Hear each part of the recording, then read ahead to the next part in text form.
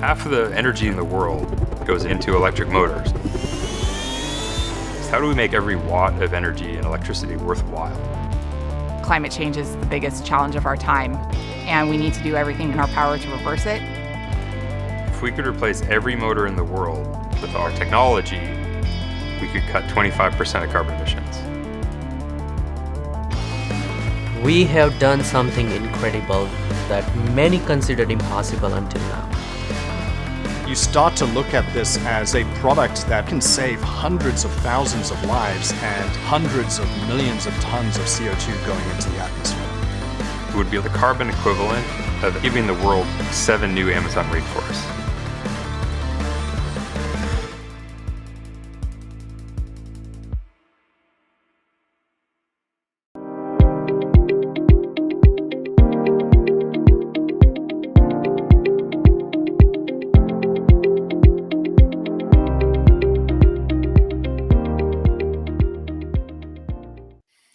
Hello, everybody, and welcome to this week's episode of Realcomm Live. I am very excited to be having our conversation for today for a number of reasons. And the first word that comes to my mind is nostalgic, and that's because the relationship with this organization or these two organizations goes back a very long time on a journey that started in Realcomm with Howard Berger. And another couple words I would use to describe this journey would be visionary, the capacity to execute, consistency over a long period of time in respect to a smart building journey. And it's one thing to do a smart building project and have some success or failure. It's another to continue this journey over 5, 6, 7, 10 chapters over a 15 plus year period of time and be as enthusiastic and visionary today as you were 15 plus years ago. So today, I am so glad to be speaking with GSA and Intelligent Buildings, the two organizations that will be joined shortly. I'll be joined by shortly. And we're going to be bringing on Anna Ralston, Chief Facilities Technology Officer for GSA, and Rob Murchison, Principal Intelligent Buildings. And they're going to talk about the journey that GSA has taken on their smart building path, the ups, the downs, the ins and outs, and maybe even a new announcement or two. So with that, let's bring on Anna and Rob. Hello, you two. How are you? Hey there. Hey, thank you for having us, Jim. Yeah, I would like to actually say I don't consider you peers. I consider you friends. That's what happens when you work together for so long. Anna, your hair's not turning gray, so that's not fair. Well, I kind of retouch here and there. I see you doing a lot of things, right? Rob, in fact, I just came up with an article. I was reviewing some old articles about the Ballantine project where you sat there and you were so excited. You said, Jim, how many years ago? Was that 20?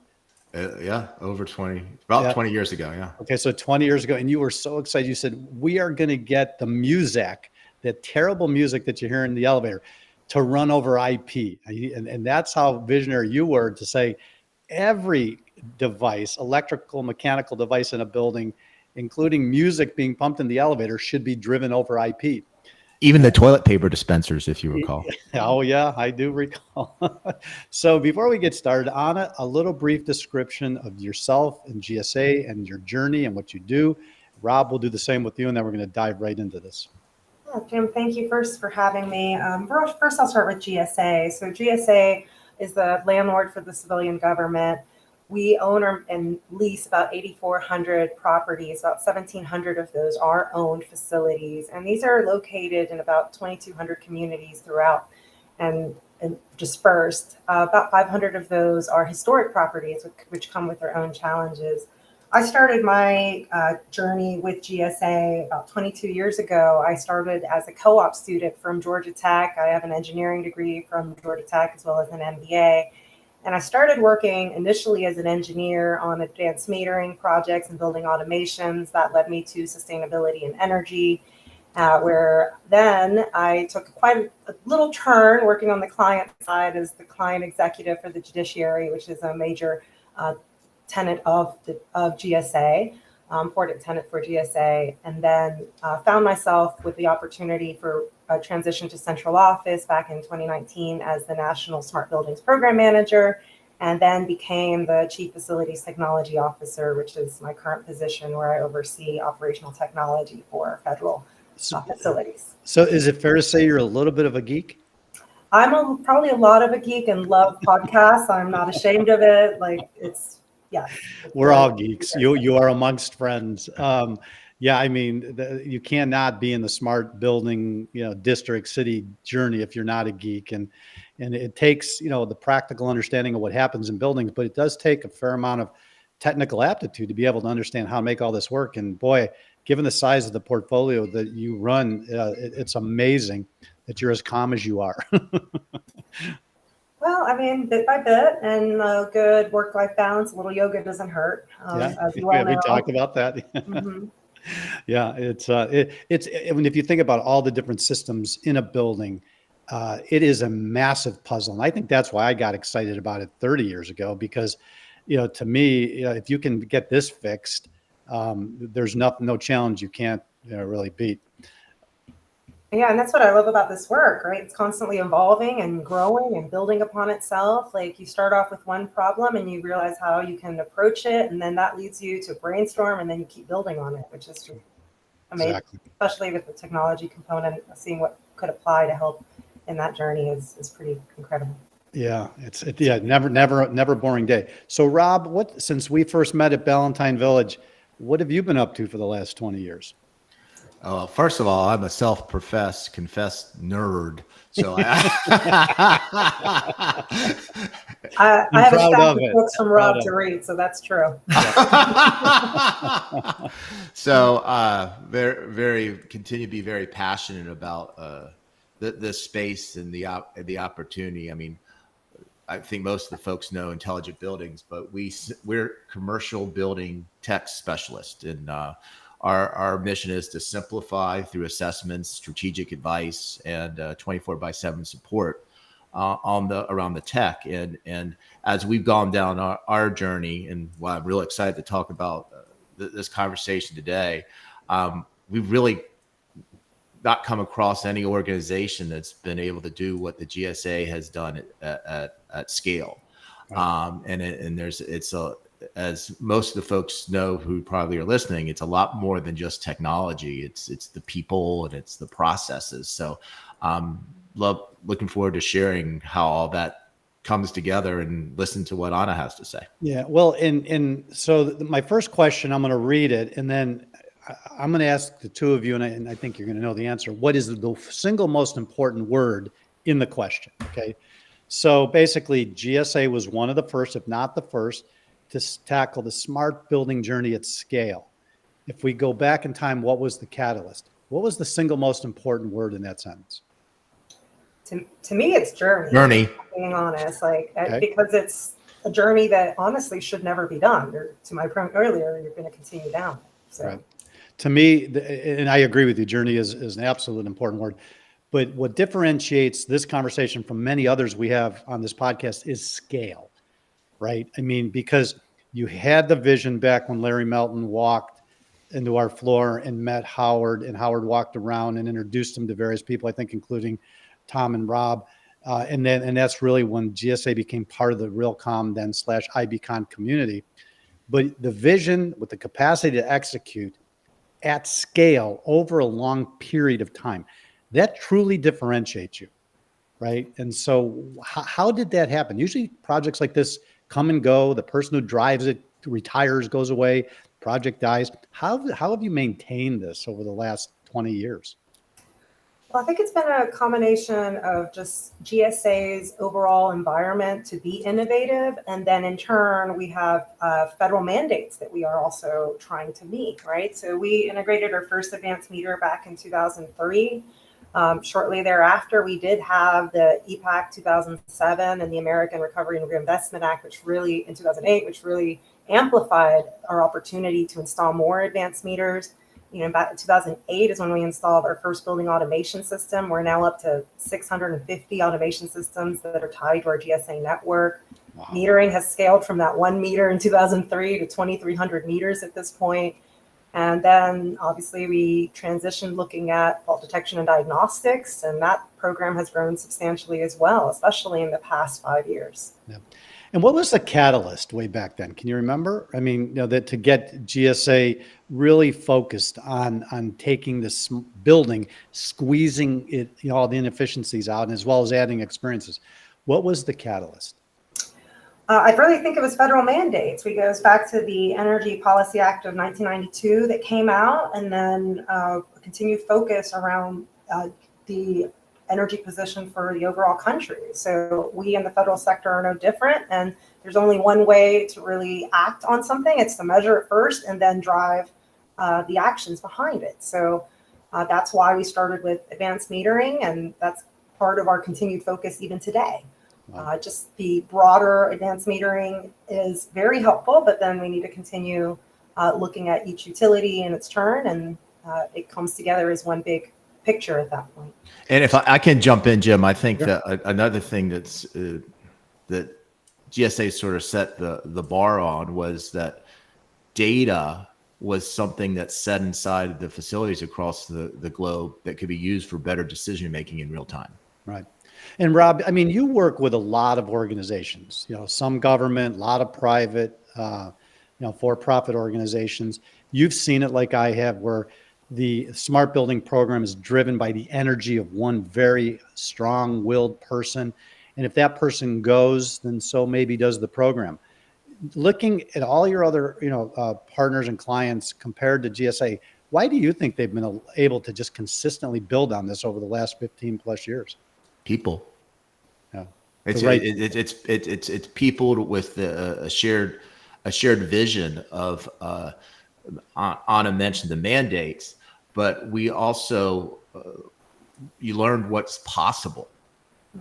Right. And I'm sure Anna and I've talked about this a lot over the past few years. We made there's mistakes along the way, right? When you go down a journey in government or any big organization, you have to have the ability to iterate and learn. When we first did fault detection diagnostics, that was before we put workflow in front of it. Right. Now you have workflow and with fault detection diagnostics, now you have the people, the process, and the technology, and bringing those things together. Right. What's so ironic is the public perception is governments are these big bureaucratic, slow moving things as opposed to the private sector. And I would argue that GSA could very well be the most innovative at scale example of smart buildings in the country, if not the world. Is that pretty safe? Yeah, it is. I think Anna might have had a connection issue.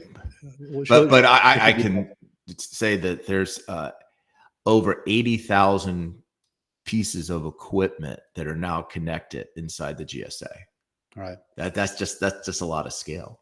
Right. And but going back to the comment of, why some organizations, why does the smart building program die with the one individual? Is that because it's deep? There she is. Is it because it's deep, or because the government really believes in it? Why has this program stayed so strong for so long? Well, I think that, again, the focus on the people is really important, and we're continuing that focus. We, over the past year, have trained about 1,300 people in what we're calling essentials of technology within our organization. We've trained an additional 190 this year, kind of keeping that class to catch anyone who didn't have the opportunity to take it last year.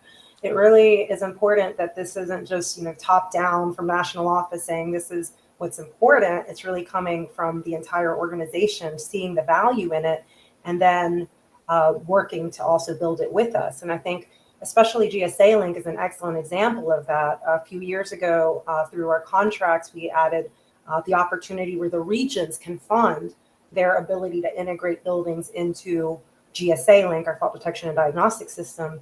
We then went from 113 buildings in 2021 to what we have now, 157 plus our energy buildings, so a total of 215. So it's been quite impactful to have the regions. And when you said GSAlink, I remember the day like it was yesterday. I was riding my bike.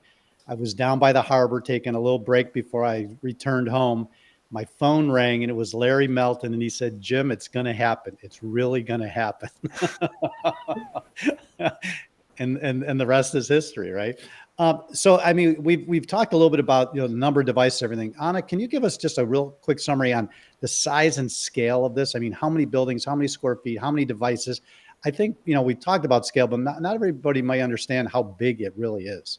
Sure, I'd be glad to. So we have about 650 network connected buildings. Out of those, about 157 have fault detection and diagnostics within them. We have overall 2,300 advanced meters in our portfolio.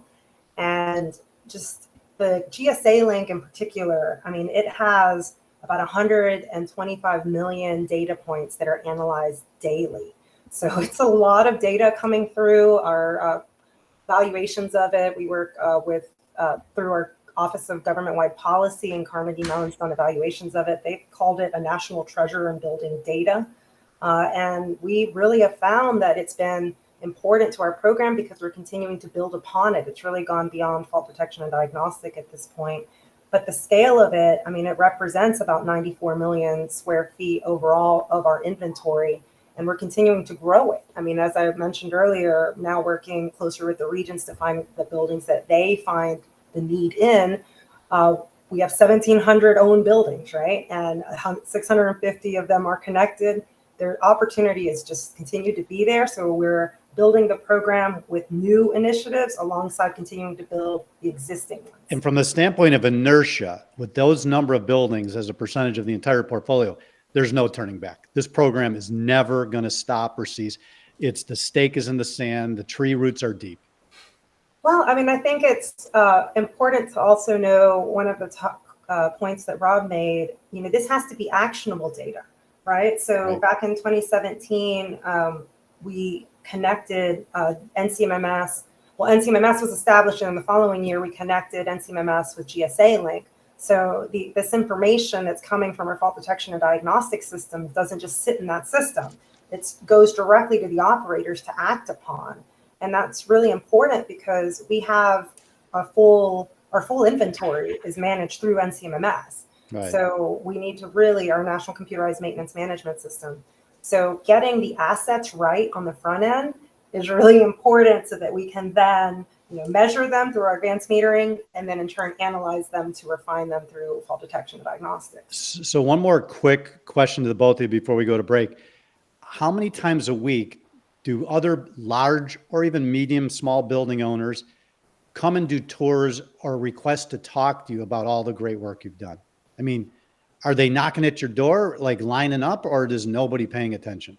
So we have outreach, and it got to the point where my peer director in GSA IT, Sandy Satchire, who I work closely with, we agreed that in order to contain the madness, so to speak, we would align on a vendor or engagement day once a month and try to schedule in a targeted way, so we're not finding ourselves in a difficult calendar that already exists for us in our own work. So. And Rob, I mean, you deal with a lot of new companies looking at this. I mean, to me, that would be the first thing I'd say is, can I spend a day with GSA and just pick their brains and understand everything I've done? You are so far down the road, not just with a good idea, but at scale.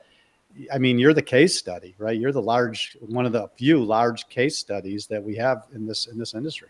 Yeah, and I'd also add, Jim, that back to this journey word, GSA's been on it quite a while. Yes. I don't want it to come across to those portfolio owners that are embarking on this journey for whatever the reason may be, trying to do GRESB scores or just for save money, that it takes that long anymore, right? That there's a lot of lessons learned here that can accelerate this journey. And that was my point. Yeah, that was my point. Years. Yeah. Why would you start from scratch when you could spend an hour with somebody who's got 15, 20 years in this?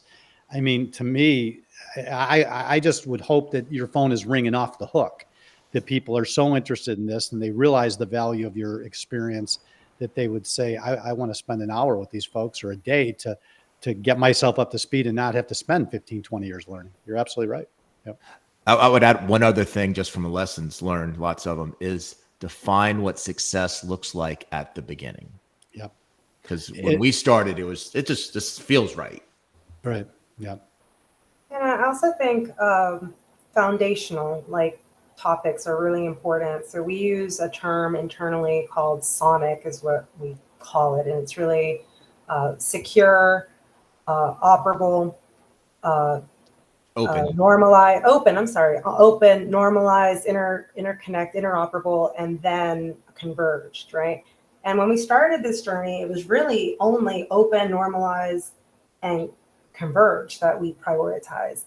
But notice that I said secure first. It's like the first letter of Sonic, right? And so our IT partners have been incredibly important to this conversation within our organization, because we're trying to make sure that throughout the organization, not just in facilities management, but also our project delivery partners and our architects and engineers all understand what the foundations of this program are, so that our systems are delivered in a way that we can do the Well, the goals we're trying to achieve. it just sounds and feels like when you did start this journey that you had the long game in mind. It wasn't, I have to report first quarter, so let's just make a shiny new object decision, right? I mean, here we are 15 plus years later, and you're still referring to some of the principles you put in place at the very beginning. That to me is success.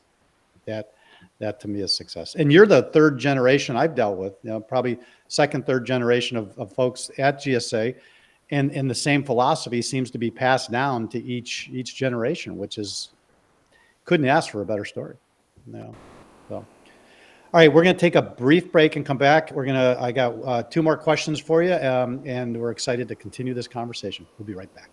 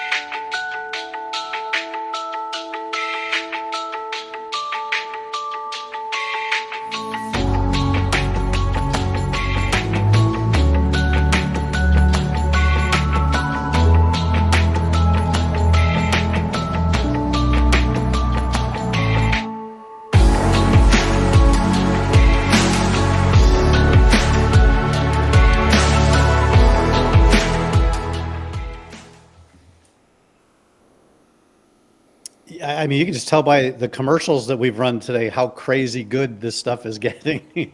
I mean, new kind of motors that operate at efficiencies we've never before seen, and new construction technologies that really change the whole process. I mean, we've come a long way, and I'll still argue though that the technology is advancing, but there's still too many people in our industry that don't know about these technologies and are operating with traditional methods. And that's our job, to keep yelling from the top of the mountain that they got to change. So anyway, okay. So two more questions. The first being, are there any foundational concepts that you would offer to large portfolio owners, kind of the founding principles, if you will, that they should set before they embark, or if they're embarking on this journey? Yeah, I briefly touched on this. Again, Sonic being the term that we use, but really partnering alongside IT. I think operational technology and IT have had a difficult history in the past. GSA, no exception. We have some lively character graphics we sometimes lean on and laugh about how we used to not see eye to eye, and quite literally, our director of building system technologies and IT is a close peer of mine that I communicate with all the time. So that relationship has taken quite a change. And I think that's important, because we can't have systems that work well for the facility management side and then run the risk of, of being hacked or any other situations that could compromise our ability to run our buildings. So we take security very seriously. Our IT team was formed about 10 years ago, and it's neat to see how far things have come now, implementing zero trust architecture, and about 500 buildings, which has been quite a lift, working alongside IT for that work. To really ensure that we're walking the talk, that we're taking security seriously, and alongside working with them towards our open systems goals, and just continuing the journey along with them, not against each other. So. And it's so easy for you to say those words. It takes 30 seconds for you to get them communicated. But I got to tell you, listening to you, what you just said is worth its weight in gold. One of the foundational reasons that we started the intelligent building conversation inside Realcomm and ultimately went to IBCon was for the purpose of joining IT and OT. I came from the IT background, and I didn't know the first thing about a motor, but it was equipment that had some data in it, right? 10 years now, you've got of IT and OT working together with admitted challenges. To me, that message is one of the most important. And I would wrap that up in the concept of just governance, Jim.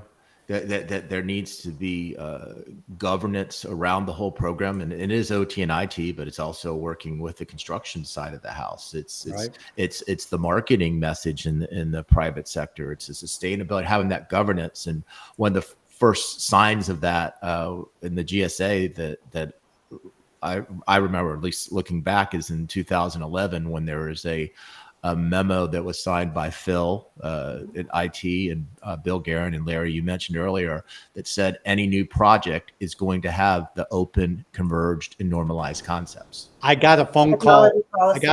When that one went out as well.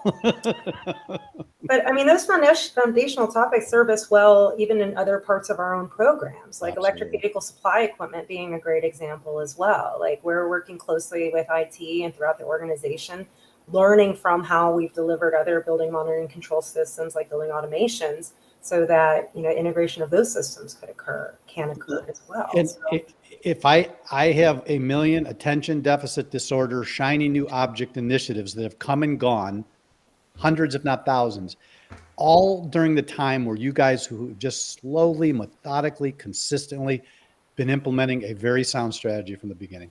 That is a lesson learned that I'm telling you is absolutely worth its weight in gold. Well, I think the people part of this is really important, right? Like, and I think I've said this, I don't know how many times I've said it this week. I prefer to hear the problems up front, hear the concerns. Like, silence doesn't help our program, right? So we make a really concerted effort to hear what's happening within the regions, listen to the regional smart buildings programs, and we may not get it right from day one on one particular initiative we're trying to do within, but we work to refine it and polish it and improve it over time. So what's the one lesson learned over this long period of time, Rob? I mean, you've seen a lot of lessons, a lot of different clients. I mean, what's the biggest lesson learned? I hinted at this earlier, and this goes for all of tech infusing into buildings, is what is the problem you're trying to solve? Yeah. And you can call it a goal, but there's a lot of cool technology out there.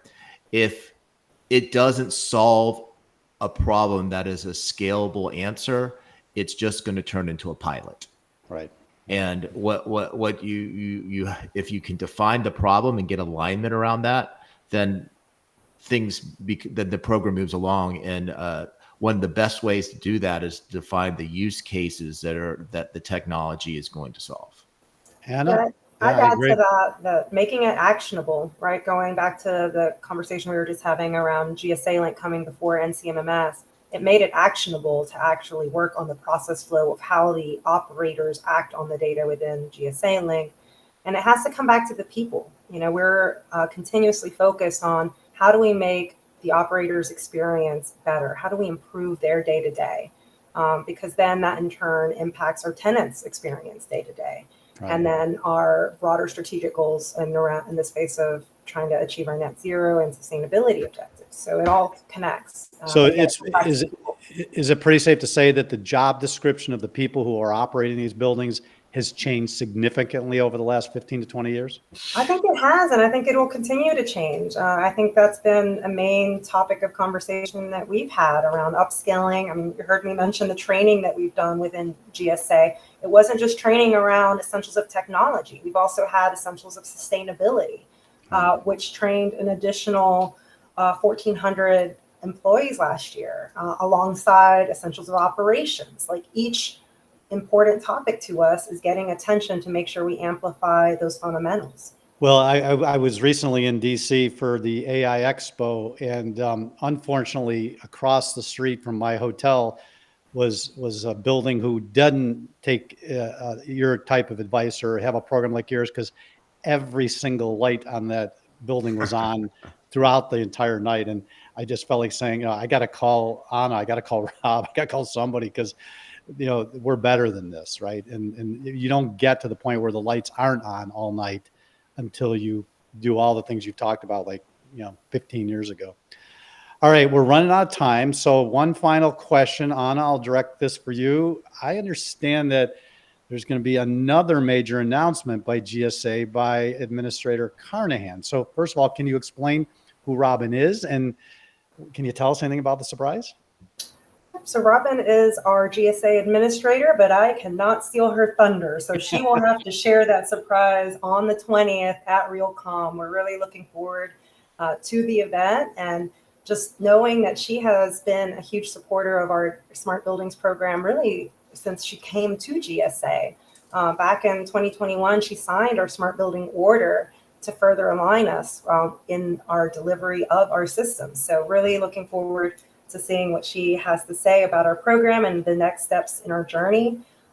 We just have an amazing opportunity with the Inflation Reduction Act at this point, and look forward to that announcement, both at the general session, and then we have a panel that will explain things in more detail later that day. We are so excited. I'm personally so excited. For me, this is a full circle.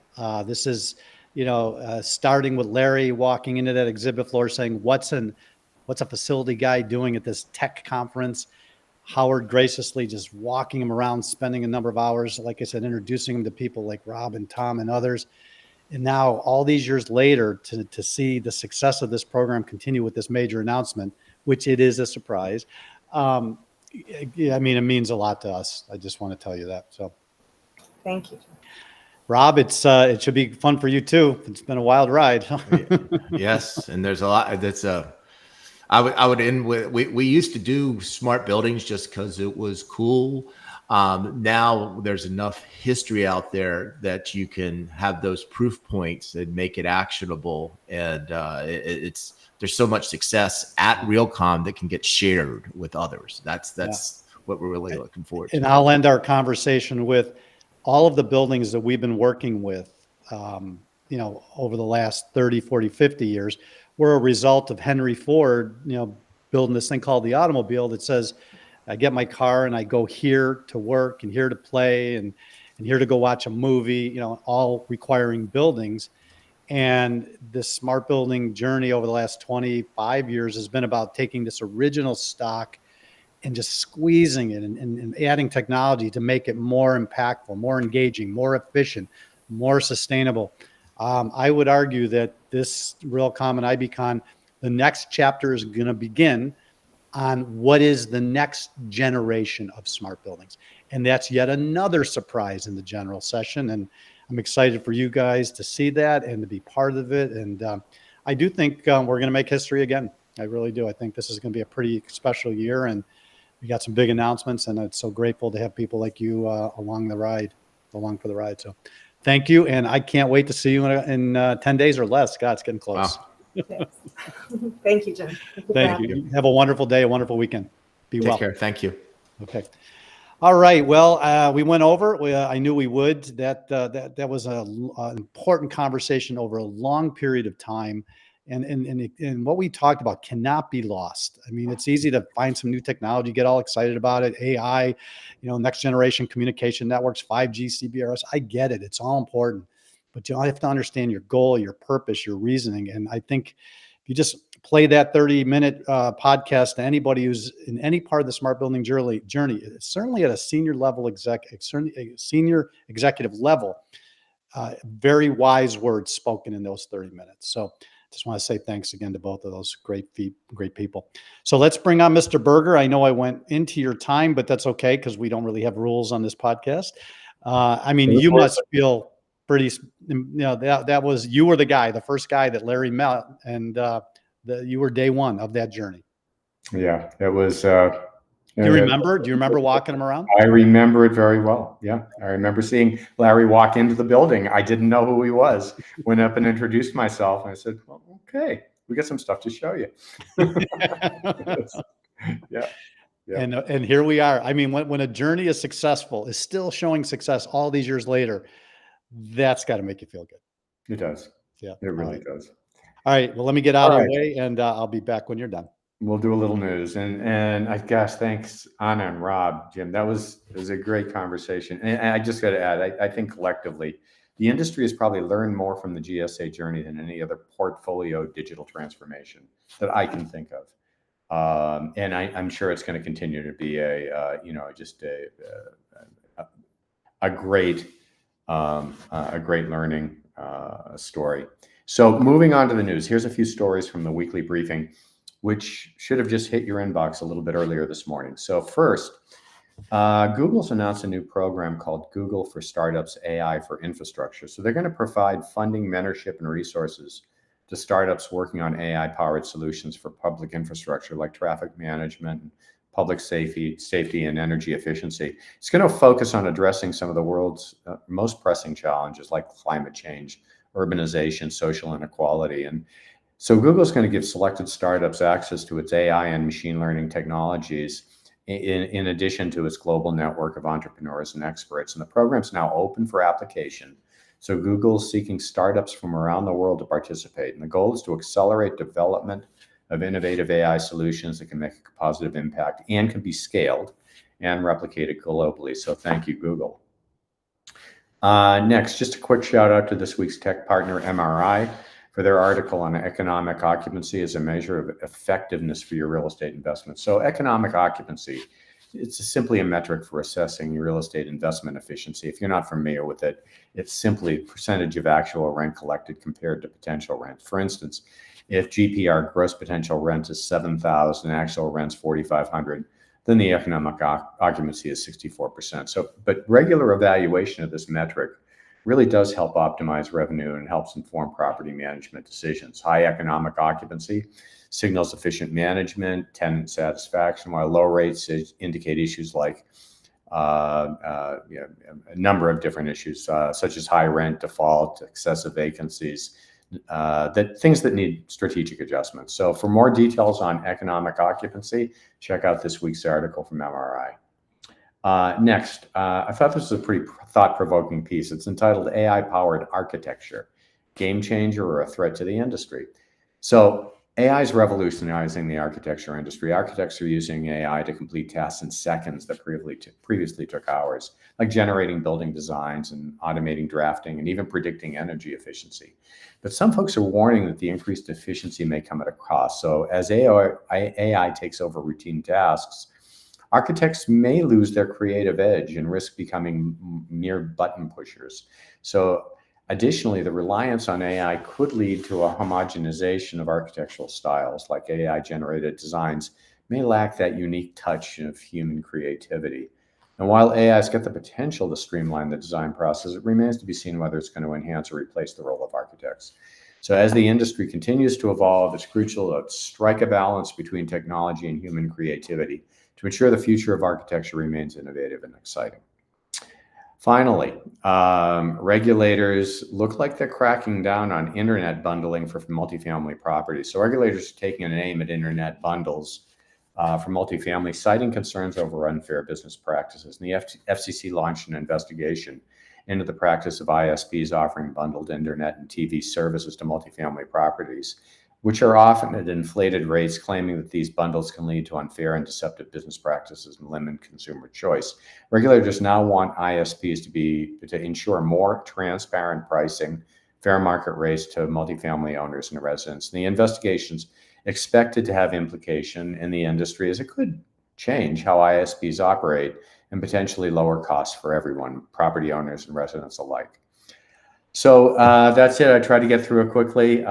Folks, that's it for me today. And I wish you all a great weekend, and back to you, Jim. So, all great articles. I'm only going to focus on one. The first one, the Google article about AI being applied to critical infrastructure. If anybody's watching this and your executive leadership is reluctant to jump into this smart building journey, and your buildings are operating, circa 1980, record the next 30 seconds I'm about to say. Okay. We had GSA, the monster of the federal government's real estate. Howard just told us a story about Google, whose journey also started in the Realcomm IBCon community. Feels like maybe 15 years ago, 10, 15 years ago. Actually, the DNA of that program started 20 years ago on our trip to Asia. Okay. So you have two superpowers, GSA, PBS, and Google, leaning into this consistently for 15 plus years. If you don't think those two organizations know what's going on, or know what's smart, and are absolutely leading the way into the future of buildings, I would believe you're sadly mistaken. And if your executive leadership's not willing to jump on board and trying to make your buildings more efficient, more sustainable, more engaging, then you're basically saying Google and GSA got it wrong. And I don't think they do.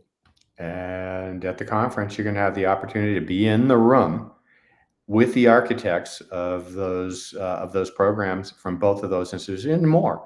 And more. I would encourage you, if you're on a smart building journey. Honestly, I'm not a guy who says I told you so, but we embarked on this journey 20, 25 years ago with a vision and ideas that were unproven. But I got to tell you, when I see where two of our biggest, most successful organizations that are part of our community, Microsoft, actually I'd add Microsoft in there too, Microsoft, Google, GSA, the cat is out of the bag, the train has left the station, and the journey continues. So thank you so much. Great news and great reporting, and your team does a great job, and thank you.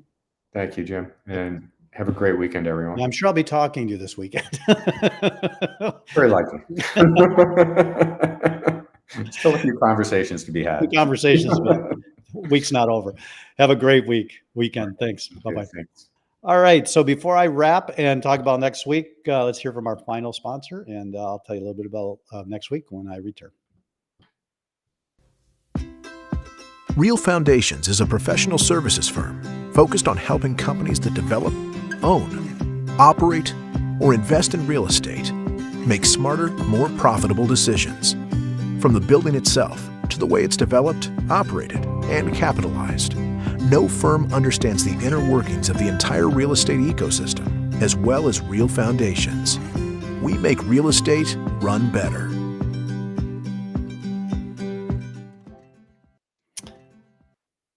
All right. So there's a lot of conferences out there. Obviously, there's a lot of real estate conferences. There's a lot of technology conferences. There's a lot of real estate technology conferences. But I got to say, as humbly as I can, that we do a pretty good job of staying ahead of what's coming. And the benefit of that is, you get to see the future. And we've not invented, but we've brought a lot of new concepts and names to the conference. A couple that come to my mind are BIoT, Building Internet of Things. I think that phrase started showing up around 8-10 years ago. We've got Master Systems Integrator, which I believe was born in the Smart Integrator Summit probably 5-8 years ago. And next week's episode is going to follow the same journey. You're going to hear about something called an AI orchestrator, or I'll say, for lack of a better term, AI integrator, maybe. And what does that mean? That's an organization who comes in neutral, just like when you had to glue together your servers and your workstations. And when we left mini computers and went to distributed PC networks, you need somebody to help you pull it all together. And that was called a systems integrator. Well, now I've met my first AI integrator, or as they like to call themselves, orchestrator. And they come into an organization and look at all your data and all your applications, and they're very aware of some of the most cutting edge AI technologies, and they help you put together a master plan. We met these guys a few months ago, and we're totally impressed. They're actually helping us to put together one of our AI apps for the conference, that will help you navigate. So next week, I am really excited. Last episode before the conference, Brad Taylor, co-founder of LastRev, and Julie Bask, senior director of revenue for LastRev. they're going to talk about some concepts, pretty safe to say you haven't seen yet. And if you have, well, God bless you. You're at the top of the food chain. So really looking forward to sharing what they're doing next week. And they're going to be at the conference as well. But if you want a little sneak peek at the tip of that iceberg, the tip of the needle on AI sophistication, you're not going to want to miss next week's show. With that, I say thank you very much for your time and interest. Look forward to speaking with you next week. Be well and have a great weekend.